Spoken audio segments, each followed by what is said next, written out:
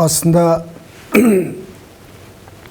bütün sorumlu yetkili yani bu konuda yürütme erki içerisinde bulunan herkesin komploya işaret etmesi, komployu sürekli onun kapsamı, onun derinliği, genişliğini, onun tehlikesini, halklar arası işte bir boğazlaşmaya yol açabilecek kanlı bir çatışmaya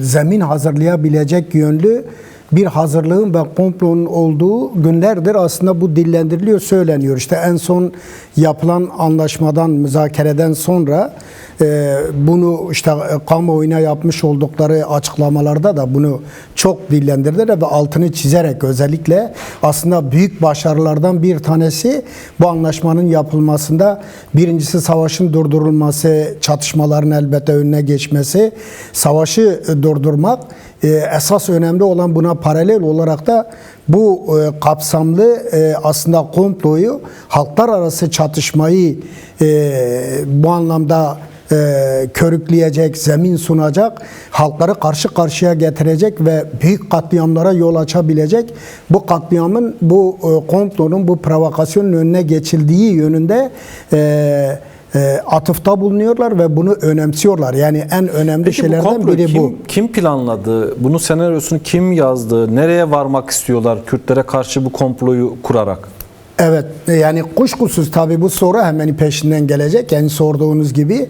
Yani bu komplo nedir? Bu komplonun genişliği, bu komplonun derinliği, bu kapsamı ya da amaçladığı hedefleri ne? Ya da kimler bunu tertipledi, kimler bunu örgütledi, kimler bu aşamaya kadar bunu getirdi ve güncel olarak da esasında böyle bir tehdidi işte görünür kırdı ya da diyelim herkesin önüne koydu. Yani işte Kürtlerin, Arapların, yani demokratik çözümden yana olan herkesin önüne böyle bir tehlikeyi koydu. Şimdi Rehber Apo aslında bundan en son yaptığı görüşmede kamuoyuna yansıdı bu. Yani kamuoyuna duyuruldu da bu.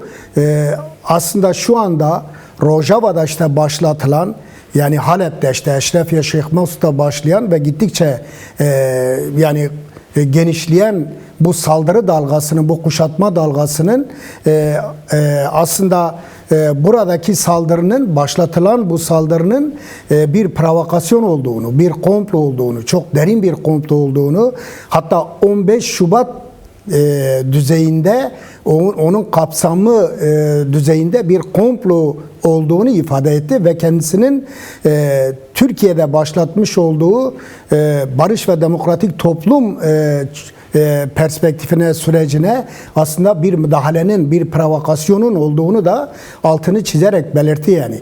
Bunlar yani Rehber Apo'nun işaret ettiği, baştan beri adını koyarak işte bu komploya işaret etmesi ve arkasında da İlham Ahmet'in, Mazlum Abdi'nin, işte Salih Müslüm'ün, yani Aldar Halil'in, yani bütün bu konuda söz söyleyebilecek oradaki bütün insanların görüşmelere birebir katılan, görüşmeleri birebir sürdüren, hükümetle, Şam geçici hükümetiyle, işte Türkiye yetkilileriyle, ABD ile, Fransa ile, yani daha doğrusu bu işin içerisinde bulunan herkesle birebir görüşmeleri yapan, görüşmeleri yürüten insanlar ve dolayısıyla işin iç cephesini tartışmalarda, tartışmaların kazandığı boyut ve dolayısıyla gelişen durumlara göre tehlikeyi, yani bu komplo tehlikesini, bu soykırım, bu halklara karşı karşıya getiren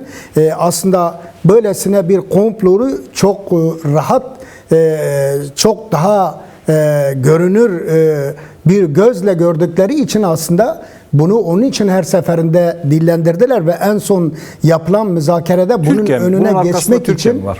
Efendim? Bunun arkasında Türkiye mi var? Kuşkusuz, yani başta bunun başını çeken Türkiye, yani Hakan Fidan olmak üzere, işte Milli Savunma Bakanı Yaşar Güler, yani AKP Cumhur İttifakı'nın kendisi asasında, işte Cumhurbaşkanı Tayyip Erdoğan'ın verdiği mesajlar, işte Devlet Bahçeli'nin, ki Cumhur İttifakı'nın ortağı, yani vermiş olduğu mesajlar, yani süreç içerisinde Kasede'yi, özerk yönetimi, Kuzeydoğu Suriye yönetimini hedef haline getirdiler yani. İşte ne söyledi? Bahçeli ta bundan bir ay önceydi, yani tarih belki farklı olabilir. Peki. Ama ne dedi? Dedi ki bütün aşiretler Şara'nın yanında, Şam yönetiminin yanında yer almalıdır. Bu bir işaretti, yani aslında aşiretleri bu yönde kışkırtacakları, Kürtlere karşı ayaklandıracakları, hazırlıkları yaptıkları belliydi. ABD var bu işin içerisinde, Fransa var, İsrail dahil oldu, işte biliyoruz. Paris toplantısı. Bir dizi Paris toplantısı var. Yani bu toplantıların sonucunda elbette bunun tertiplendiği, bu provokasyonun böyle geliştiğini unutmam. Yarına işaret ettiğiniz yani eylemsellik, Kürtlerin ayakta oluşu ya da Kürtler için işte yarının önemi bir kez daha buradan elbette dillendirelim. Yani sizin yayınınız aracılığıyla yarın işte dediğiniz gibi 1 Şubat Rojava ile dayanışma, Rojava'yı sahiplenme günü olarak ilan edilen bir gün olarak, eylemsel olarak, yani böyle bir planlama dahilinde yarın halkımız bütün dostlarıyla birlikte, yüreği Rojava ile birlikte, yüreği, kalbi, duyguları gerçekten Kobani ve Kobani şahsında Rojava halklarıyla dayanışma içerisinde olan, onun direnişiyle birlik olan herkesin yarın mutlak anlamda elbette sokakta olması gerekiyor. Yani çağrı yapılan yerlerde, merkezlerde buluşması gerekiyor. Niye bu önemli? Yani bu karar kuşkusuz böylesine bir eylem planlaması bütün Kürt siyasal partileri, örgütleri, şahsiyetleri, yani Keneke ile birlikte, Kürdistan Ulusal Kongresi ile birlikte planlanan bir eylem. Dolayısıyla ortak bir eylem. Yani bütün Kürtleri elbette temsil eden, onun kararının ve söz sahibinin olduğu alınan bir karar olarak ifade etmek gerekiyor. Dolayısıyla bütün herkesin mutlaka yarın bugünü çok görkemli bir biçimde elbette alanlara çıkarak bu sahiplenmeyi, bu direnişi gerçekten sürekli kılabilecek, bu ulusal birlik ruhunu da pekiştiren, daha da güçlendiren, daha da halkımıza büyük moral veren ve karşı tarafta bizim üzerimizde çok farklı hesaplar yapan, yani böyle hayırsız hesaplar yapan, halkımızın kaderine, halkımızın özgür yaşamına, geleceğe, halklarımızın ortak geleceğine kastetmek isteyenler, bizi gerçekten bu anlamda iradesizleştirmek, köleleştirmek, bizi bu anlamda statüsüzleştirmek isteyenlere karşı da çok daha büyük bir cevap olacak. Günlerdir, değil mi? 6 Şubat'tan beri, Ocak'tan beridir halkımız gerçekten yani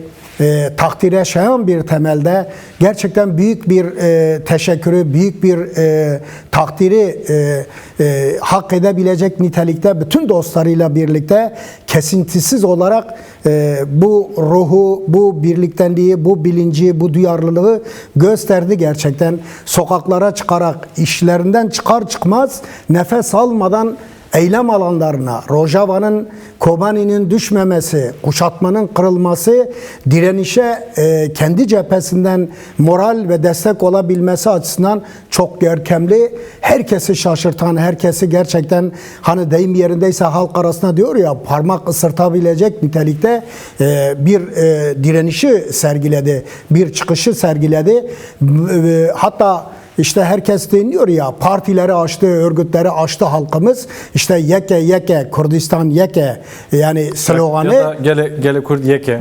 Gele Kürt yeke, Heval Cemal'ın söylediği gibi, Murat Karayılan'ın ifade ettiği gibi gerçekten bu bizim için bir talimattır. Yani halkımız birlik olabilmemiz açısından bunu işaret etti ve yarın elbette bunu sahiplenmek, önümüzdeki süreç bu yapılan anlaşmanın da sağa sola zikzak çizilmeden bir önceki işte anlaşmalarda buna riayet etmeyen, buna uymayan, bunu bozan yaklaşımları da uzaklaştırabilecek, halkımızı ve halkımızın direnişini güvenceye alabilecek bir gün olacak. Yani işte Murat Karayılan arkadaşın ifade ettiği gibi halkımızın sokakta yürüyüşlerinde haykırdıkları, dile getirdikleri söylemleri bizim için bir talimattır derken, yani Kürt Özgürlük Hareketi aslında bu konuda halkın taleplerini, halkın istemlerini, halkın bu görkemli çıkışını ulusal birlik etrafında bir olmanın, kenetlenmenin, birleşmenin aslında hepimiz açısından da kendileri açısından bir talimat olarak değerlendirildiğini, o zaman talimatın gereği ne olur? Talimat olarak eğer bu ele alınıyorsa, böyle algılanıyorsa elbette bunu bir an önce hiç zaman kaybetmeden bu ortaya çıkmış olan ulusal birlik ruhunu elbette sönümlendirmeden bunu süreklileşen bir hale dönüştürmek, kalıcı bir hale dönüştürmek, Kürtlerin geleceği açısından da, Kürtlerin kaderi açısından da, Kürtler üzerinde işte bugün yani sahada işte gördüğümüz karşı karşıya bırakılan bu kapsamlı provokasyon ve oyunun kendisinin önüne geçebilmek, hesapları bozmak ve bu konuda Kürtlerin geçmiş yüzyıllarda uğramış oldukları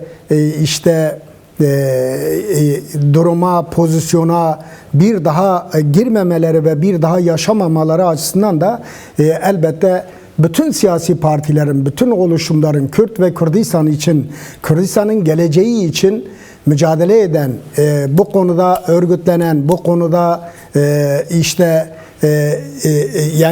mücadele içerisinde olan, yurtseverlik duygularıyla gerçekten donanmış olan, bunu isteyen, bunu talep eden herkesin bu konuda çaba sarf etmesi gerekiyor. Yani ideolojik ayrılıklar, farklılıklar, örgütsel farklılıklar kuşkusuz bunlar her zaman için var olacaktır. Yani bunların ortadan kaldırılması, aynı potada her şeyin eğritilmesi açısından demiyoruz tabii kuşkusuz.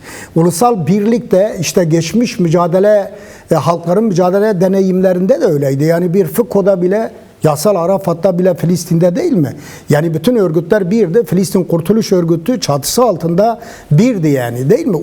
Filistinlilerin çıkarlarını savunan, onun diplomasisini, onun meşru savunmasını sağlayan, yani siyasetini ortak yürüten bir çatı örgütü vardı. Dolayısıyla Kürtlerin de böyle bir ulusal birlikle bu çatıyı oluşturarak elbette bütün partilerin ama geçmişte gerçekleştiremediğimiz, sizin dediğiniz gibi halkımızın, yani yurtsever halkımızın, mücadele eder, bedel ödeyen halkımızın, gerçekten halkımızın deyimiyle herkesin rüyasında olan, yani ulusal birliğin bir gün gerçekleşmesi her Kürdün, her yurtseverin, her onurlu, her özgür yaşamayı isteyen Kürdün, Kürdistan coğrafyasında yaşayan herkesin rüyasında sürekli gördüğü bir hayal. Bu hayalin gerçekleşebilmesi açısından da bugün halkımız bu sürece öncülük yaptı bu en son 6 Ocak'tan beri başlayan bu süreçle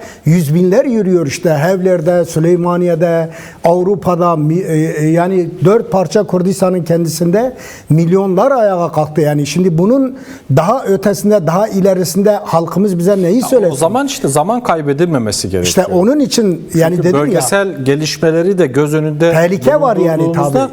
Bu çok daha acil bir ihtiyaç haline geliyor. Tabii bu yalnız Suriye ile, bu yalnız Rojava ile sınırlı kalacak bir şey değildi. Eşrefi ve Şeyh Masud sebep olarak, neden olarak gösterildi. Saldırı ve kuşatma oradan başladı. Görüyoruz değil mi? Şimdi günlerdir işte Kobani, bütün Kürt kentleri abluka altında. Bunun şimdi yönü Irak'a gidecek. İşte Federal Kürdistan pozisyonu ne olacak? İşte İran'da değil mi siz şeye başlarken? Biraz önce bir gelişme var. Yani Irak'tan peş peşe açıklamalar geliyor. Amar El-Hekimi'den bir açıklama var. Irak'taki gelişmeler, Suriye'deki gelişmeler diyor Irak'ın etkileyecektir diyor. Tabii. Peş peşe uyarılar yapılıyor. Çünkü birbirinden kopuk değil. Yani hepsi komşu, paralel, yani birbirler coğrafyalar, sınırlarla, yani işte tel örgüler belki öbür Aslında tarafa plan artık çekilmiş gizlenmiyor yani. Herkes biliyor planı, tabii, gerçeği esas biliyor. plan kendisi, yani işte bahsediliyor ya, Yüksel arkadaş bahsetti, yani bu suni bir şerit, bir bir hat çiziliyor. Dolayısıyla Şii asas hattın kendisini, işte Haçlı Şabi var Irak'ta değil mi? Yani büyük bir güç, büyük bir, şu anda iktidarda işte El-Maliki onların adayı olarak ortaya çıkıyor. Yani Şii hattın koalisyon gücünün temsilcisi olarak atandı. Dolayısıyla şimdi buralara müdahale var işte. Trump'ın tehditleri var. Eğer bu seçilirse yeniden biz bütün yardımları keseriz diye bütün halklara, işte ülkelere, devletlere nasıl böyle tehdit savuruyorsa oraya da savuruyor. Bu Federal Kürdistan yapısından, Süleymaniye'den, evlerden kopuk değil tabii. İran'a kadar uzanacak olan bu savaş, kapsamlı bölgesel savaşın kendisinde Kürtlerin geleceği nasıl olacak? Kürtlerin bunu düşünmesi gerekiyor. Bugün mesele sadece Rojava meselesi değil. Elbette bu önemliydi. Halkımız ayağa kalkarak bütün devletlere, bütün dünyaya, bütün Kürt örgütlerine, herkese, hareketlere bunu çok iyi gösterdi. Birlik olursak, ayağa kalkarsak, direnirsek, kendi haklarımızı, meşru haklarımızı savunursak, ki bu da birliktenlikte çıkıyor. Bunun sonuçlarını gördük ve dolayısıyla ne yaptı? Yani anlaşmaya geldi. Devletler bazı anlaşmaları yapmak zorunda kaldılar. Daha önceki planları bozuldu yani. Yani tümden bozulmasa da, ama şu anda bu tehlike Kürtler üzerinde devam ediyor. Onun için sizin dediğiniz gibi zaman kaybetmeden Murat Karayılan'ın arkadaşın dediği gibi halkımızın bu talebini, bu istemini, bu haykırışını herkes kendisi için bir talimat olarak ele alıp işte bir an önce, bir gün önce bu mekanizmayı devreye sokmak için herkes çalışmalıdır. İnsanlar artık sokaklarda şunu söylüyor, yani bir an önce Mesut Barzani'nin, Bafıl Talabani'nin, Cemil Baykın, Besi Hozat'ın yan yana gelip Rojalatlı örgütler, Mazlum Abdi'nin ortak fotoğraf vermesini istiyorlar. Tabii, yani bunu istiyorlar. Biz boşuna demiyoruz.